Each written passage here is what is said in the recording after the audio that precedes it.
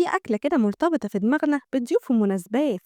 أول ما كان بيجي طبق البفتيك على السفرة بيبقى في حد مهم جاي أو النهاردة يوم مش عادي. بس يا ترى بقى إيه أصل كلمة البفتيك دي وإزاي بقى جزء من التاريخ المصري؟ أول حاجة كلمة البفتيك دي كلمة أساسا فرنسوية يعني بيف وستيك شريحة اللحمة، وكانت بتتعمل في أوروبا بشريحة ستيك كده لحمة بتتقلي أو بتتشوي. لكن لما دخلت مصر بقى الموضوع اتغير جدا.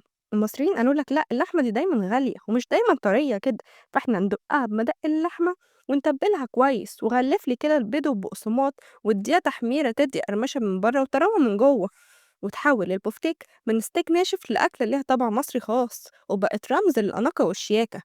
أكلة شكلها حلو وسهلة الأكل وكل حتة فيها مستوية كويس، وكل بيت وليه طريقته في التتبيلة.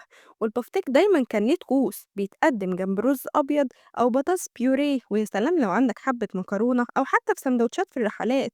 وسنين طويلة كان هو اختيار الأول لما نحب نكرم حد، قبل أصلا ما يبقى عندنا الفراخ البانيه وقبل ما نعرف مطاعم الفاست فود. ودي كانت حكايتنا النهاردة، حكايات البفتيك، أكلة بسيطة لكن في يوم من الأيام هي نجمة السفرة المصرية. تعالى بقى بكرة أما أحكيلك حكاية جديدة. اوعى تنسى تعمل لايك وسبسكرايب واستنونا بكرة في الأكل وما فيه.